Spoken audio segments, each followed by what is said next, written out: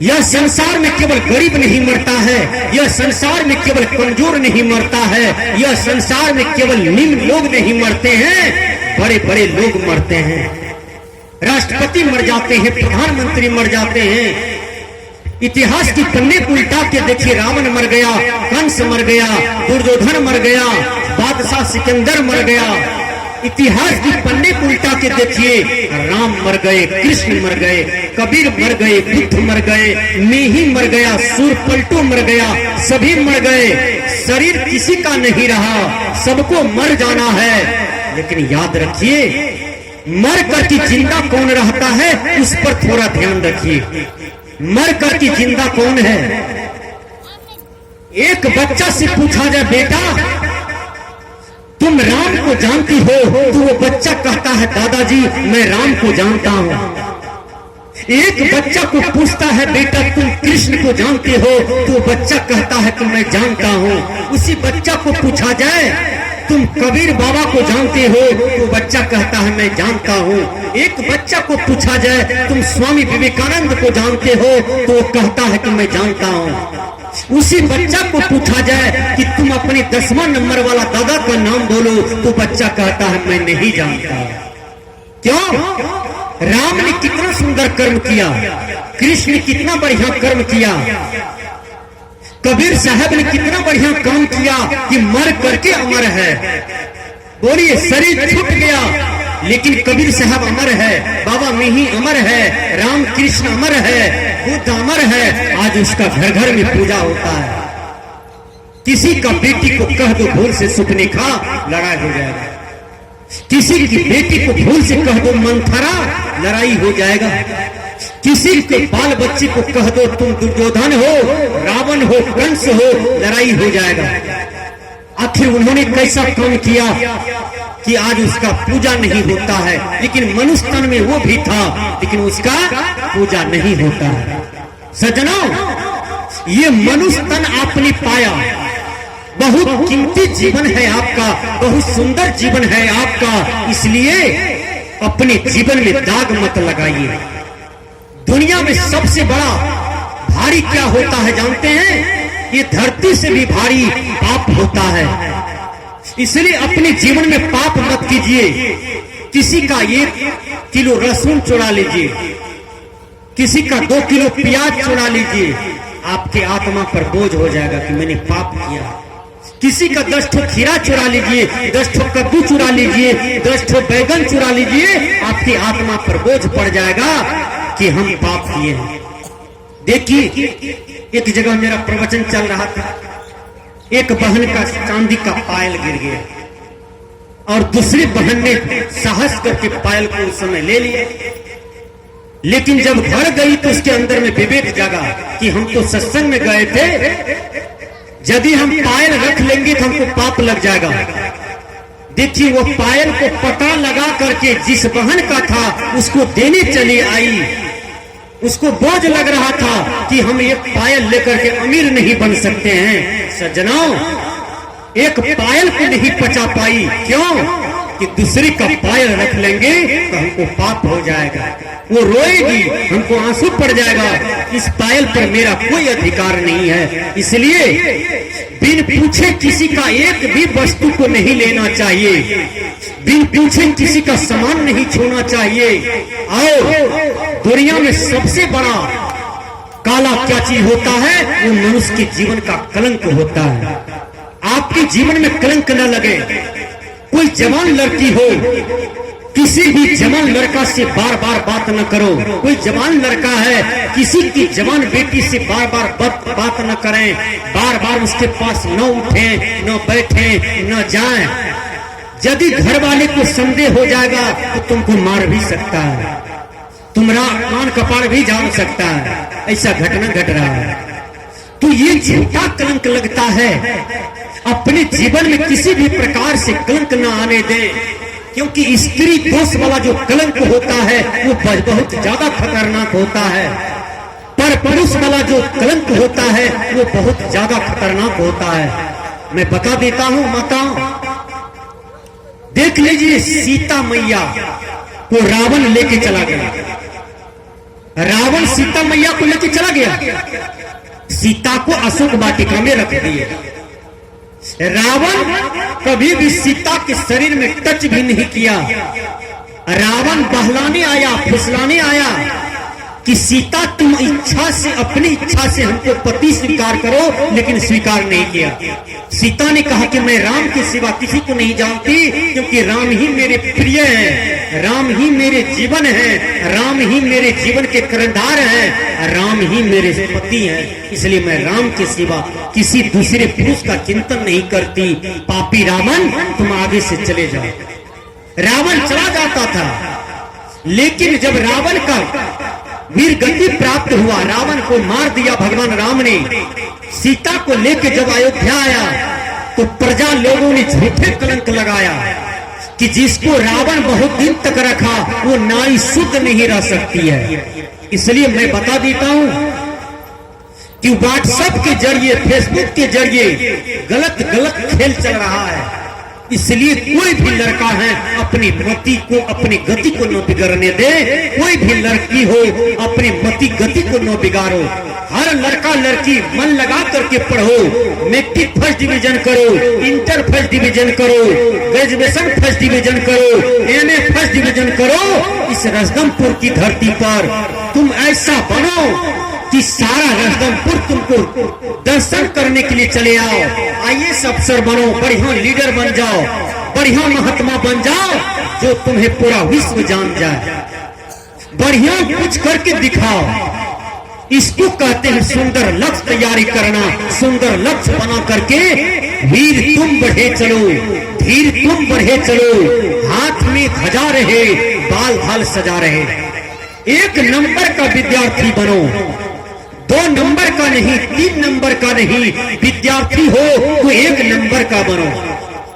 पति भक्ति करते हो तो 1 नंबर की भक्ति करो पति का। गुरु सेवा ही करते हो तो 1 नंबर की सेवा करें कि गुरु आपसे प्रसन्न हो जाए, पति आपसे प्रसन्न हो जाए, सास ससुर आपसे प्रसन्न हो जाए। समाज सेवा ही करते हैं तो समुच्चा रजदमपुर के लोग आपसे खुश हो जाए। इतना बढ़िया कर्तव्य कर दीजिए। मैंने कहा कि 1 नंबर का विद्यार्थी बनो। आपका मन टीवी में कैसे चले जाता है, आपका मन गलत फिल्म मोबाइल देख रहे हैं, उसमें मन कैसे जाता है।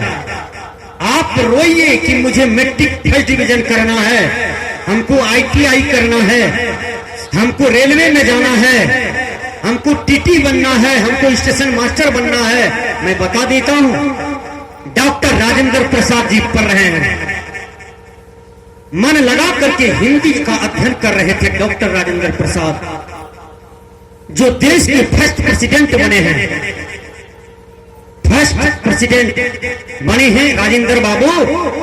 वो विद्यार्थी जीवन में पढ़ रहे थे, उसके सामने से बाराती चला गया ढोल पीपी बजाते बजाते, और एक आदमी दौड़ करके आया।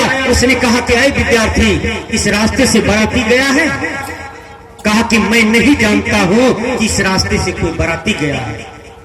जबकि 1 लग्घा दूरी में रोड था, उसी रास्ते से बाराती ढोल पीपी बजा करके गया था। लेकिन राजेंद्र बाबू इतना मन से ग्रंथ को पढ़ रहा था कि उसको पता भी नहीं चला कि हमारे सामने से बाराती गया है।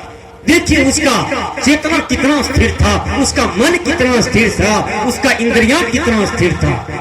आजकल के लड़का पटना में रहता है और केवल गार्जियन का पैसा खर्चा करता है, दिल्ली में रहता है, गार्जियन का पैसा खर्चा करता है। कोई कंपटीशन, कोई परीक्षा एग्जाम नहीं निकाल पाता है। तो आपने क्या पढ़ा? आपने क्या पढ़ा? एक गरीब घर का बच्चा बेचारा ट्यूशन पढ़ा करके पढ़ा, वो SP बन जाता है, वो मास्टर बन जाता है, वो DM कलेक्टर बन जाता है। इसलिए सुंदर लक्ष्य बनाइए, सुंदर मन बनाइए, सुंदर तन बनाइए और सुंदर कर्म बनाइए। आप संसार में कुछ भी बनते हैं तो 1 नंबर का चीज बनिए। आपका रोशनी पूरा दुनिया फैल जाएगा, आपका नाम पूरा दुनिया हो जाएगा, लोग आपको नमन करें। आप ऐसा जीवन जिए। मैंने कहा एक लड़का था, मैं बता देता हूं अपने लक्ष्य को कैसे बनाना। वो लड़का पढ़ने के लिए स्कूल जाता है और मास्टर साहब कहते हैं, बेटा पढ़ लिख करके क्या बनोगे।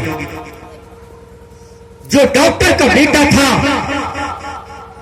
उसने कहा कि मैं डॉक्टर बनूंगा। जो मास्टर का बेटा था उन्होंने कहा मैं मास्टर बनूंगा। जो महात्मा का बेटा था उसने कहा मैं महात्मा बनूंगा। जो नेता का बेटा था उसने कहा मैं नेता बनूंगा। लेकिन जो लड़का से बार बार पूछा जा रहा है कि तुम क्या बनोगे, वो लड़का का पिताजी एक नंबर का शराबी था। वो डर से कुछ नहीं बोलते थे, लाज से कुछ नहीं बोलते थे। रोज कर्ची खाता था, 3 दिन तक कर्ची खाया मास्टर साहब से और कुछ नहीं बोला। 4वां दिन कर्ची खाया, वो खाट पर आकर के सो गया और माँ कहती है बेटा भोजन कर लो। तो उसने कहा कि मैं भोजन नहीं करूंगा माँ जी। 2 दिन भोजन नहीं किया। वो शराबी पिता आया और कहा बेटा तुम भोजन क्यों नहीं करोगे। शराबी था लेकिन दिल का खुला था। वो रोने लगा बेटा को पकड़ करके, बेटा तुम क्यों नहीं खाओगे, 2 रोज से क्यों भूखे हो, कुछ तो बताओ। का मास्टर साहब पूछते हैं क्या बनोगे पढ़ लिख करके। तो जिसका बेटा, जिसका पिताजी जो है वो कहता है मैं वही बनूंगा, मैं तो एक नंबर शराबी का बेटा हूँ, तो मैं कैसे कह सकता हूँ कि मैं शराबी का बेटा हूँ और शराबी बनूंगा। पिता को लाज हो गया, बेटा को पैर पकड़ लिया और गिर गया। कहा बेटा जाओ मास्टर साहब को कह देना कि हम एक सच्चा इंसान बनेंगे। और स्कूल हंसते हंसते गया, उसने कह दिया मास्टर साहब हम एक सच्चा इंसान बनेंगे और देश का सेवा करेंगे। वही हुआ, लड़का एक सच्चा इंसान बना, मन से पढ़ता रहा। एक दिन वो फौजी बन गया और देश का जाकर के भारत माता की सेवा करने के लिए चला गया। विचार कीजिए, बाप उसको सुंदर लक्ष्य तैयार कर दिया और बाप उस दिन से शराब पीना छोड़ दिया। एक सुंदर बेटा अपने बाप का शराब छुड़ा दिया, अपने बाप का दारू गांजा भांग पीना ये सब छुड़ा दिया।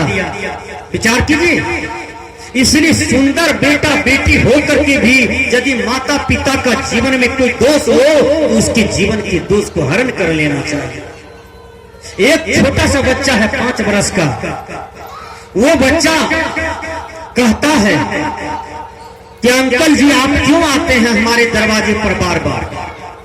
कहा तुम्हारा पिताजी अगले साल 7,000 टका हमसे लिया और रोज आजकल करता है, पैसा नहीं दे रहा है, इसलिए पैसे मांगने आए हैं। कहा ठीक है बैठिए अंकल जी, हम बाबूजी से आते हैं समझ करके। आंगन गया, कहा बाबूजी नरेश चाचा आए हैं पैसा मांगने के लिए, पैसा दीजिए ना। कहा जाओ कह देना कि बाबूजी घर में नहीं है। वो लड़का आए, कहा नरेश चाचा बाबूजी बोले हैं कि जाओ कह देना बाबूजी घर में नहीं है। देखिए वो आदमी लाज के मारे चला गया घर। जब वो बच्चा आंगन गया तो बाप किया हाथ पकड़ लिया, अपना बेटा को ऊपर उठा लिया करके बोल उठा पटक दियो, वंश का कुलाड़ी मार दियो जान से। कल के किया बाबूजी, कल के हम तुमको बोले थे क्या कहने के लिए, तू क्या कह दिया। काम ठीक है कहे हैं बाबूजी, आप फिर बोले थे कि जाओ नरेश चाचा को कह देना कि बाबूजी घर में नहीं है। आपने सत्य बोला तो हम भी सत्य बोल रहे हैं। बाबूजी आपके जैसा पिता को धन्यवाद है, बलिहारी है जो बाप को झूठ बोलने के लिए सिखाता है। ये माताएं लोग देखिए छोट छोट बच्चा को कहेगा, देखी तो जा कहू की बोले छे हमरा लिए, वो करा भेजबे छे बच्चा के, देखी तो बड़की माँ की बोले छो हमरा लिए, बड़का बाप की बोले छो। उसको निंदा शिकायत से सीखने के लिए कौन कहता है 2 आंख। बच्चा को निंदा वाली बात सिखाता है, ये गलत संस्कार है भैया। एक जगह रहने से आदमी को झटका लगता है, लड़ाई झगड़ा होता है, लेकिन कुत्ता आधा घंटा तक लड़ता है एक कुत्ता से, 1 घंटा के बाद दोनों एक हो जाता है। कौवा में कौवा की लड़ाई होती है, 10 मिनट के बाद हर कौवा एक हो जाता है। विचार कीजिए, मनुष्य को मनुष्य से लड़ाई होता है तो 25 साल तक नहीं टोकता है, ये आश्चर्य है भैया। लड़ाई सबको सबसे है, एक जगह हड़िया बर्तन रहने से घनमनाता है, आवाज आता है, उसी प्रकार परिवार समाज में होता है। लेकिन मुंह कान को चपैया बिरहनी की तरह मत किए रहिए। 10 साल तक प्रेम से रहिए, मेल से रहिए, ठीक से रहिए। जो आपको न टोकता है उसको आप बार बार टोकिए, बजाइए। फलनमा चाची, फलनमा माए, फलनमा दाय, फलनमा बाबू, हमरे से गलती भाग ले, तू ही बड़ छ, हम ही छोट छिए, जा। हार मान लीजिए, हारे को हरि मिले। जो हारता है उसी को भगवान मिलता है, उसी को गुरु मिलता है, उसी की जीत होती है। कोई ऐसा आदमी है जो लड़ करके फर्स्ट डिवीजन प्राप्त किया है? लड़ाई में फर्स्ट डिवीजन का डिग्री मिला है? बोलिए, ऐसा है कोई आदमी? गाली देकर के फर्स्ट डिवीजन का डिग्री लिया है कि हम गाली देने में नंबर 1 हैं, फर्स्ट डिवीजन का नौकरी लिए हैं गाली देने में, है? तो ये सब हटाइए अपने दिमाग से, अपने जीवन को बनाइए, अपने जीवन को निर्मल कीजिए, अपने जीवन को सजाइए। आइए, मैंने कहा